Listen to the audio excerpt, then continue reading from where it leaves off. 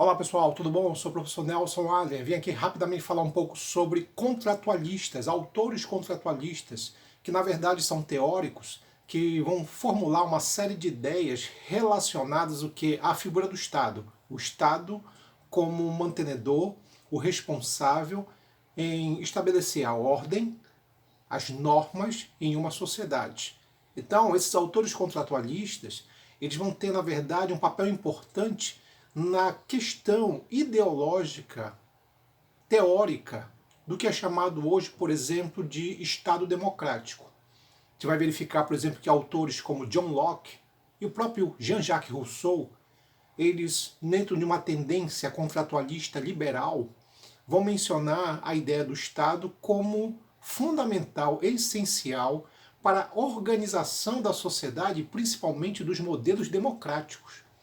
Porém, autores como Thomas Hobbes, em seu livro Leviatã, vai falar, por exemplo, do Estado como um mal necessário em manter a ordem, a regra, as normas, visto que, para Thomas Hobbes, né, o homem é mau por natureza.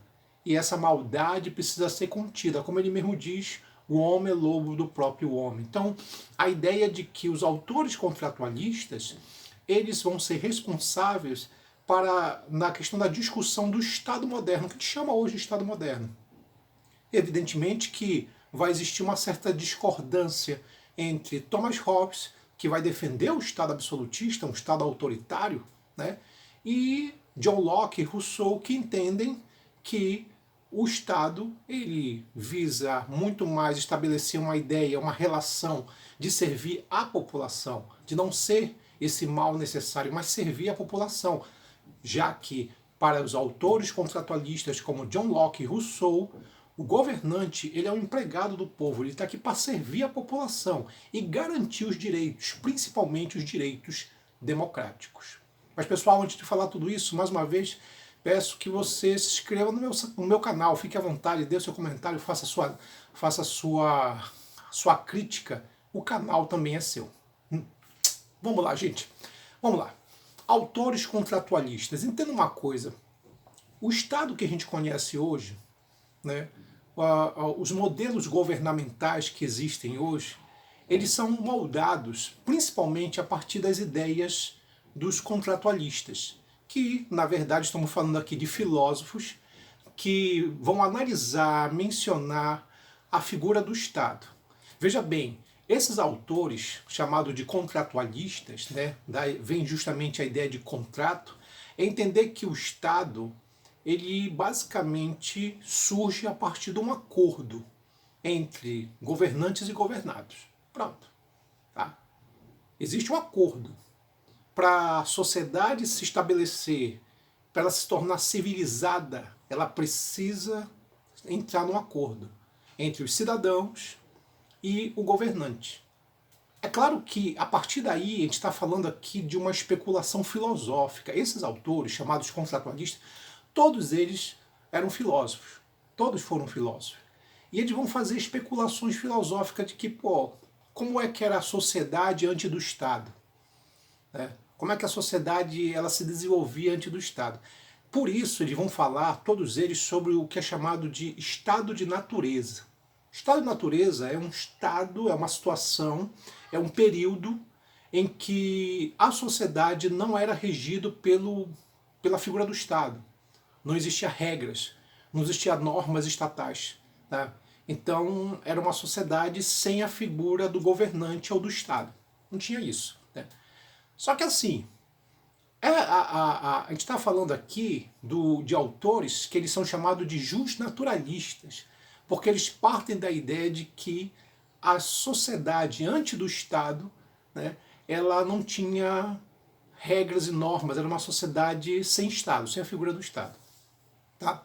E é claro, está falando aqui de uma especulação filosófica, porque está dizendo assim, perguntar para um filósofo contratualista, sim, mas que período histórico foi isso que aconteceu? Eles não vão falar para ti, cara. Por quê? Porque isso está na cabeça deles. Não, não precisa, não é uma questão, num período tal, historicamente, em tal data. Não, eles não querem saber disso. Quer dizer o seguinte, olha, existia no passado uma sociedade sem Estado, tá? e essa sociedade é chamada de estado de natureza, tá? E basicamente o Estado ele vai surgir justamente para se contrapor a essa sociedade sem Estado. Pronto. Só que assim, esses contratualistas eles vão discordar em algumas coisas. Por exemplo, Thomas Hobbes, filósofo inglês, ele vai dizer o seguinte: olha, o Estado ele é o mal necessário. O Estado surgiu, ele se desenvolve, ele vem no intuito de manter a ordem numa sociedade em que o homem está se matando. A famosa frase, o homem lobo do próprio homem, né, é uma ideia do Thomas Hobbes, que ele vai dizer o seguinte: olha, o Estado, ele vive, a sociedade, né, sem Estado é um estado de barbárie, desordem, desorientação. É cada um contra si, é a lei do mais forte. Pronto, acabou. Tá? As pessoas se matam umas às outras. É essa a questão. Tá? Então, nesse caso, o que ele vai dizer? A população cansada dessa sociedade, sem regras, sem normas, porque cada um matava, entra num acordo com o governante. E nesse acordo, aí vem a ideia de contrato, tá? A população vai dar direitos absolutos para o governante governar, e o governante vai ter a função de proteger a sociedade, proteger os indivíduos deles mesmos.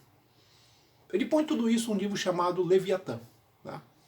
Então, o próprio termo, Leviatã, é um monstro marinho, que ele põe aí a figura do Estado como um monstro marinho. Tá? Então ele vai dizer o seguinte: olha, o Estado ele é um mal, mas é um mal necessário. Por isso que o Thomas Hobbes ele vai defender o Estado absolutista. Porque o Estado absolutista, a gente analisar dentro da história, que é a primeira forma de Estado moderno que surge, lá pelo século XVI, então vai perceber, na verdade, que esse Estado absolutista na Europa, ele era autoritário. Havia concentração do poder nas mãos do rei, que era o indivíduo monarca absoluto. Tá? Então, assim, qual era a ideia do Thomas Hobbes? E de autores que defendiam, por exemplo, o Estado absolutista, como Jacques Bossuet, por exemplo? É de que o Estado, ele é o mal? É.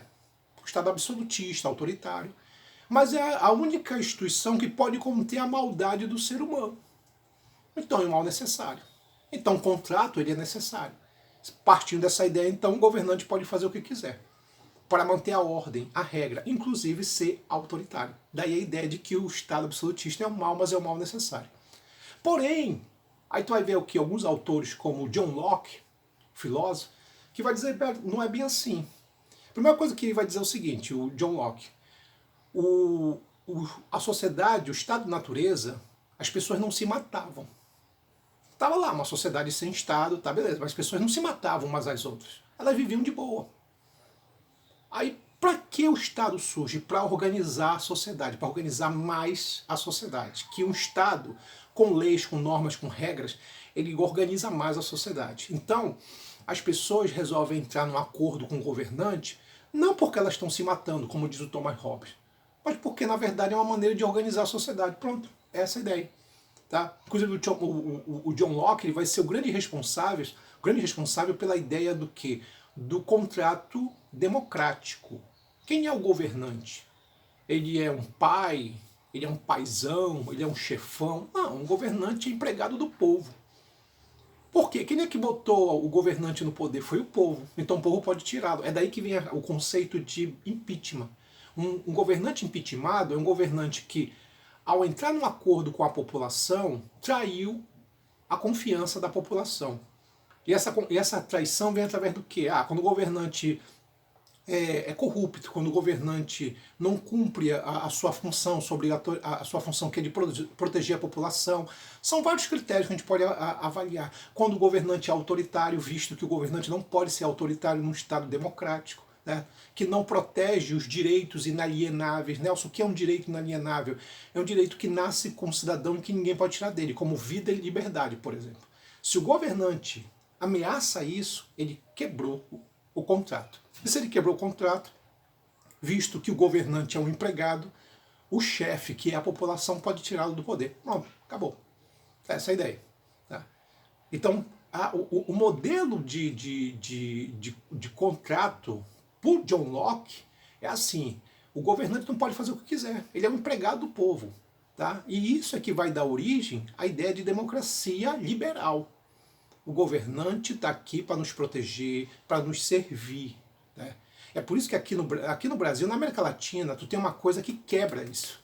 Quebra essa regra, que é o que é chamado de populismo. O populismo, tanto de direita como de esquerda, é aquele governante que ele se apresenta como um paizão, tá? Que é daí que você tem uma figura que representa muito isso. É tanto Perón na Argentina, tá? E aqui no Brasil, Getúlio Vargas, que se apresenta como o pai dos pobres. A gente fala assim, mas Nelson, o que tem de ruim um governante ser visto como um pai, certo? Ele não pode ser visto como um pai, porque muitas vezes parece que ele está fazendo um favor para a população, ele não está fazendo. É obrigação dele. A relação não é paterna. Um Estado liberal, democrático, a relação não pode ser paterna. A relação ela tem que ser laica. Ela tem que ser secular, que é uma coisa que as pessoas não percebem. E aqui na América Latina, tu tem muito o populismo, tanto de direita como de esquerda, né?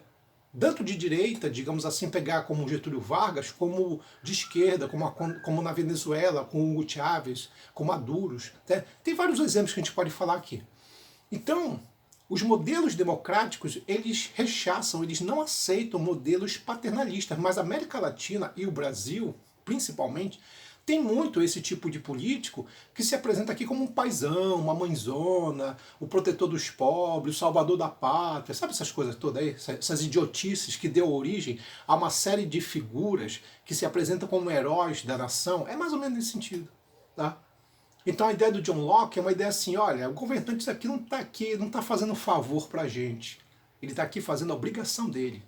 É isso, acabou. Ele é um empregado. Então ele está aqui para trabalhar para a população. É essa, é uma relação puramente formal, impessoal. Que é uma coisa que aqui na democracia latino-americana isso ainda não rolou. Um outro autor, que é o Rousseau, Jean-Jacques Rousseau, ele era um contratualista muito loucão, porque ele dizia o seguinte, ele concordava com John Locke em algumas coisas. Por exemplo, olha, o governante, ele é um empregado do povo. Ele não pode ser autoritário. Por quê? Porque o que é que dizia o Thomas Hobbes? Olha, o Thomas Hobbes falava assim, olha, o governante tem que ser autoritário porque o ser humano é mau por natureza. Aí o Rousseau vai dizer, não, pô, o ser humano não é mau por natureza. Pelo contrário, o ser humano é bom. É a sociedade que o corrompe. Isso é uma frase dele. Então, se o ser humano é bom, não tem por que o Estado ser autoritário. Então ele já parte disso. Uma outra coisa que ele vai falar, até bem interessante essa ideia, ele vai falar da democracia direta, que os governantes deveriam ser eleitos pela população diretamente, sem representantes, tipo, sem deputado, vereador, senador, tá? Como era na Grécia Antiga. Ele partia muito disso. Uma outra coisa que ele vai falar é que assim, o Rousseau ele era muito contra a ideia da propriedade privada. Ele dizia que a propriedade privada, que é um direito inalienável no Estado liberal, democrático, no capitalismo, ele vai dizer que a propriedade é um roubo, tá? E que a propriedade é responsável pelas desigualdades, pelas injustiças sociais. Então ele é um autor, é muito curioso, Rousseau, que apesar de ser um filósofo liberal, um filósofo liberal, contratualista, democrático, as ideias dele se aproximam mais do socialismo do que do próprio capitalismo, porque uma das características do socialismo é banir, liquidar com a propriedade privada. E ele falava isso. A propriedade privada é o grande mal responsável pela desigualdade social. Tá? Então ele fazia uma crítica ao quê? À propriedade privada. Né? Então as ideias de Rousseau se aproximam muito mais do socialismo do que propriamente do liberalismo. Tanto é que na própria União Soviética, os monumentos que existiam na época faziam homenagem ao próprio Rousseau, porque o Rousseau realmente era um cara que ele se aproximava muito mais das ideias socialistas do que do modelo capitalista. Então, gente, é isso. Se tu analisar com calma, os modelos contratualistas, eles são o quê? Modelos filosóficos que vão exaltar a figura do Estado como algo necessário, fundamental. É claro que o Thomas Hobbes vai dizer que o Estado é um mal necessário, quer dizer, o Estado precisa manter a ordem, porque os seres humanos eles se matam. Já o John Locke e o Rousseau vai dizer o seguinte, não, as pessoas não se matam, o ser humano não é mal por natureza. E de que o governante ele não deve ser um autoritário, ele tem que ser um democrata e deve o quê? Estar aqui para servir a população. E é essa mentalidade, tanto do John Locke como do Rousseau, que vai formular o que a gente chama hoje de Estado liberal democrático. que hoje é o que se desenvolve nos estados, nos países denominados e chamados de democráticos, ok? É isso, pessoal, a gente fica hoje por aqui. Um abraço, tchau, tchau.